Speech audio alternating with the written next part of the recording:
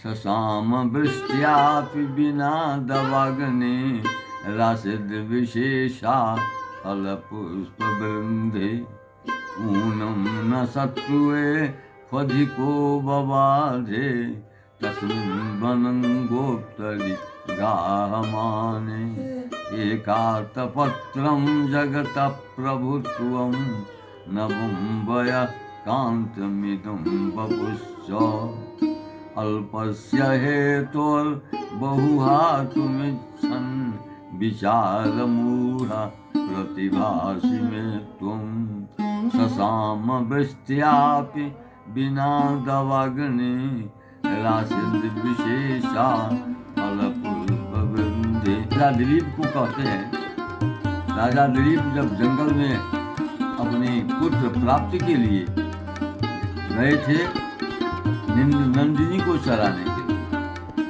और उससे पहले वशिष्ठ के आश्रम में गए थे।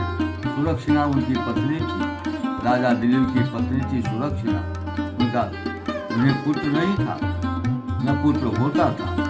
तो वशिष्ठ को उन्होंने कहा, तो आप जैसे गुरुदेव कौन हमें प्राप्त हो, कोई प्राप्त नहीं हो सकता, फिर भी हमें पुत्र की लालसा जो है तो अभी बनी हुई है, इसका क्या उपाय है गुरुदेव? तो उन्होंने क्या कहा, हाँ इसका उपाय है, अगर यदि तुम करना चाहो करो, मैं कहता हूँ। तो क्या करूँ? जाओ, हमारी नंदिनी है, वशिष्ठ की नंदिनी जो है, उस गाय को तुम जंगल में जाकर के चराओ, उसकी सेवा करो, अवश्य तुझे पुत्र लभ अवश्य प्राप्ति वो कर ही रहे। इसके बाद में वशिष्ठ की जो नंदिनी थी, उस नंदिनी को लेकर के वो महाराज दिलीप जो पुत्र की लालसा में व्याकुल थे, उन्हें नहीं हो रहा था, इसीलिए नंदिनी को लेकर के चराने के लिए जंगल में चले गए और 20 दिन तक जंगल में गौ माता को चराते थे। चराने के बाद में एक दिन में नंदिनी ने क्या किया, जो वास्तव में हमारे ऊपर इनकी श्रद्धा है या नहीं, या वैसे कर चराते हैं कि श्रद्धा के साथ चराते हैं, हमारे ऊपर में कुछ भक्ति है या नहीं, सेवा करने की आवश्यकता है अपने को समझते हैं या नहीं। इसलिए नंदिनी ने क्या किया, जंगल में जब गए तो उन्होंने क्या किया, वो क्या, राजा दिलीप वन की शोभा को देख रहे थे। जो जंगल में वृक्ष वाटिका सब जो थी, उनकी शोभा को देख रहे थे। शोभा को देखते देखते नंदिनी ने क्या किया, इस एक गुफा के अंदर में प्रवेश कर चुकी। एक गुफा के अंदर में जब प्रवेश कर चुकी, क्यों? तो वास्तव में इनकी हमारे ऊपर में श्रद्धा है, विश्वास प्रेम है या नहीं, या वैसे ही चलाते हैं क्या? गए वो, और राजा दिलीप वन की शोभा देख रहे थे।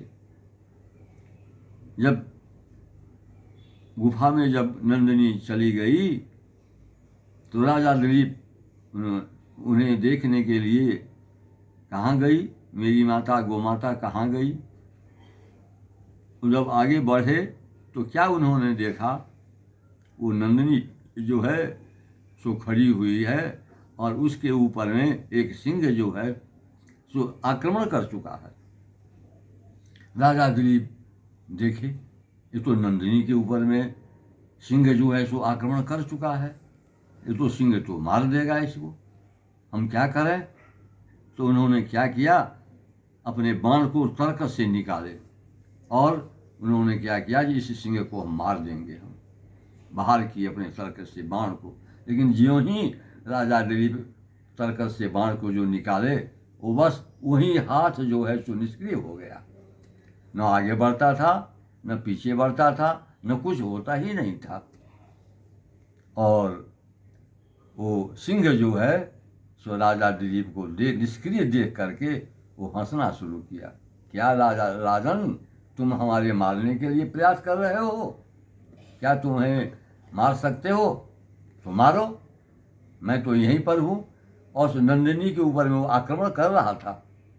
राजा दिलीप सोच रहे थे जो नंदिनी को अगर यदि मार देगा ये सिंह, तब तो हमारे गुरु महाराज वशिष्ठ हमसे कुपित हो जाएंगे, इसका उपकार प्रतिकार मैं क्या करूं।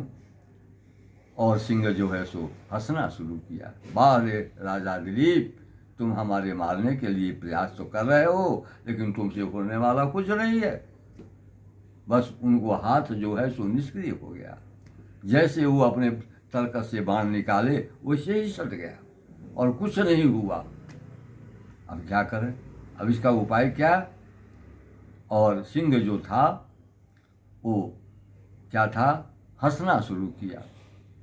क्या हंसकर क्या कहा, अरे राजन, तुम तो बहुत बड़े राजा तो हो, लेकिन तुम हमें मार सकते हो, तुम्हें कभी भी नहीं होगा, तुमसे कभी पार नहीं लगेगा तुम हमें मारने के लिए। तुम प्रयास जो करते हो वो कुछ नहीं होगा। अब राजा दिलीप क्या करे।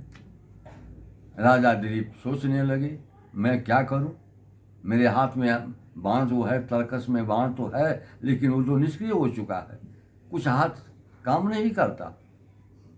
इसके बाद में राजा दिलीप सब वन की शोभा को देख रहे थे, और वन की शोभा को देखते देखते राजा दिलीप बड़े एकदम, उन्हें कुछ एक नहीं आगे चल सकते थे, नहीं पीछे आ सकते थे, नहीं कुछ कर सकते थे। इसके बाद में राजा दिलीप को सिंह ने जब देखा जो हमें मारने के लिए प्रयास कर रहे हैं, तो हंसने लगा। अरे तुम हमें मार नहीं सकते, मैं किसी। राजा दिलीप का हाथ जो है सो बिल्कुल निष्क्रिय हो गया, कुछ कर नहीं सके। करना तो चाहते थे जब मैं कुछ करूं, इस सिंह को मैं मार दूं, लेकिन राजा दिलीप से कुछ होने वाला नहीं था, न कुछ हुआ। तो फिर राजा दिलीप स्तंभित हो गए, जो इतने बड़े वीर कुल में मेरा जन्म तो हुआ, लेकिन एक सिंह से मैं पराजित हो गया, इसके बाद में मैं क्या करूं। इसलिए वो सिंह क्या कहता है राजा दिलीप से, देखो राजन, तुम तो मुझे मारना चाहते थे, लेकिन मैं तुमसे नहीं मारा जा सकता, इसलिए तुम भगवती जगदम्बा को स्मरण करो। भगवती जगदम्बा को स्मरण करने के बाद में ही तुम कुछ कर सकते हो, अगर नहीं स्मरण करोगे तो तुझसे कुछ नहीं होगा। राजा दिलीप एकदम अपने गुरु वशिष्ठ को उन्होंने स्मरण किया, वशिष्ठ को स्मरण किया, ये गुरुदेव मैं अब क्या करूं, मेरा तो कुछ चलता नहीं है, मुझसे कुछ होने वाला भी नहीं है। वशिष्ठ ने कहा कि देखो, तुम जगदम्बा को स्मरण करो, और जगदम्बा को स्मरण करने के बाद में तुम्हें वो शक्ति, अप्रतिहत शक्ति आ जाएगी, जिसका कोई निराकरण नहीं कर सकता, जिस शक्ति को कोई दूर नहीं कर सकता, तो स्वयं इसका उपाय हो जाएगा। वशिष्ठ वो राजा दिलीप ने क्या किया, जगदम्बा को स्मरण किया, स्मरण करते करते उनकी एक ऐसी शक्ति का संचार हुआ, और ऐसी शक्ति की उनमें आई जो तुरंत वो तैयार हो गए। और तैयार होने के बाद में वो सिंह ने राजा दिलीप से कहा, ये देखो राजन, तुम तो मुझे मारना चाहते थे, लेकिन मैं मारा नहीं जा सकता था, और वशिष्ठ को जब स्मरण करोगे। नंदिनी ने कहा, तुम मेरी रक्षा नहीं कर सके, अगर रक्षा करने में तुम समर्थ नहीं हुए तो फिर तुम्हारे फल प्राप्ति कैसे होगी। गुरुदेव वशिष्ठ तुम्हारा जो लक्ष्य है, तुम्हारा जो उद्देश्य है, उसका पूरा कैसे कर सकेंगे। तो नंदिनी वो राजा दिलीप ने कहा, क्या कहा, जो हम तो 21 दिन तक इस नंदिनी को हमने सेवा की, और जो जिस प्रकार से सेवा करना चाहिए था उसी प्रकार से मैंने सेवा किया, और इसके बाद में मुझे फल प्राप्ति जब होगी तब ना मैं कुछ करूँगा। तो राजा दिलीप ने वो अपने बाण से, तरकस से हटा दिया, और हाथ को सुने, राजा दिलीप और नंदिनी को, राजा दिलीप को और सिंह को, एक तरफ तो सिंह बैठा हुआ है नंदिनी के ऊपर में, और एक तरफ राजा दिलीप अपने बाण लेकर के खड़े हुए हैं, और नंदिनी भी खड़ी हुई है। इसी के बीच में दोनों का संवाद होता है।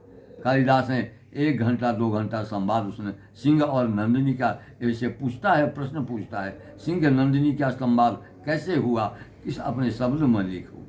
तो नंदिनी एकदम तैयार थी, राजा दिलीप भी बाण लेकर के तैयार थी। अब क्या होगा। तो ऊपर से स्वर्गलोक से जतेक इंद्र चंद्रमा और जो कोई थे सब देख रहे थे, ये इंद्र में, ये चंद्रमा क्या कहते हैं, नंदिनी में और सिंह में क्या हो रहा है।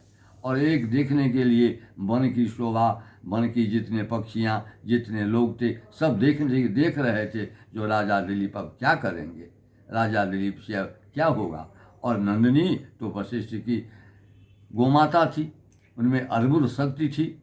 और वो नंदिनी ने कहा, देखो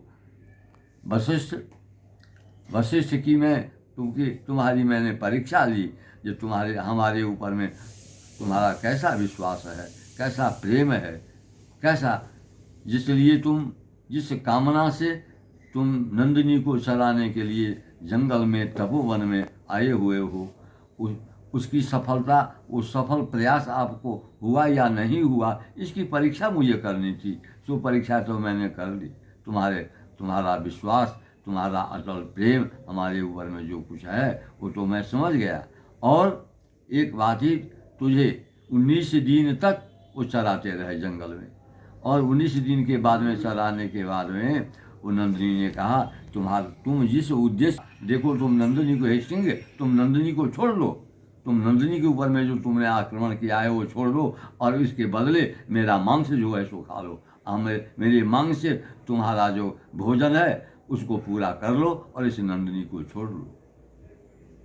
वो सिंह जो है सो क्या कहता है, ये देखो 19 दिन तक तुम्हें इस गोमाता को तुमने इस जंगल में आकर के चराए, और चराने के बाद में मैं तुम्हारे ऊपर में अत्यंत प्रसन्न हूँ।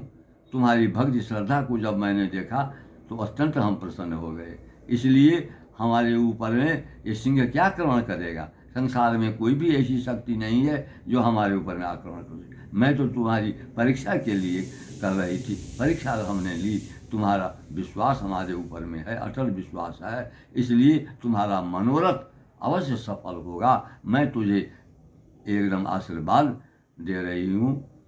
और इसलिए तुम यहाँ से गोमाता को लेकर के, इस नंदिनी को लेकर के चलो, अपने गुरुदेव के आश्रम में चलो, और गुरुदेव के आश्रम में, वशिष्ठ के आश्रम में चलो, वहाँ तुम सारा वृत्तांत जो है सो सुनाओ, और सुनाने के बाद गुरुदेव तुम्हारे ऊपर विश्वास और श्रद्धा और भक्ति सब कुछ तुम्हारे ऊपर में देंगे। और इस संवाद के बाद में राजा दिलीप इस जंगल से लौट रहे थे, नंदिनी को लेकर के अपने आश्रम में लौट रहे थे। उनके ऊपर में देवताओं ने फूलों की, पुष्पों की वर्षा की। जो धन्य हैं दिलीप, जो दिलीप अपने तपस्या से, अपने प्रसन्नता से, अपने राजाओं को कृपा पात्र से नंदिनी को उन्होंने प्रसन्न किया। और नंदिनी को बाद में सुरक्षिणा ने पुत्र रत्न प्राप्त करने के लिए उनको वशिष्ठ ने आशीर्वाद दिया, जाओ तुम्हारा मनोरथ अवश्य सफल होगा। जिस उद्देश्य से तुम नंदिनी को चराए उससे प्रसन्न होकर के नंदिनी ने कहा,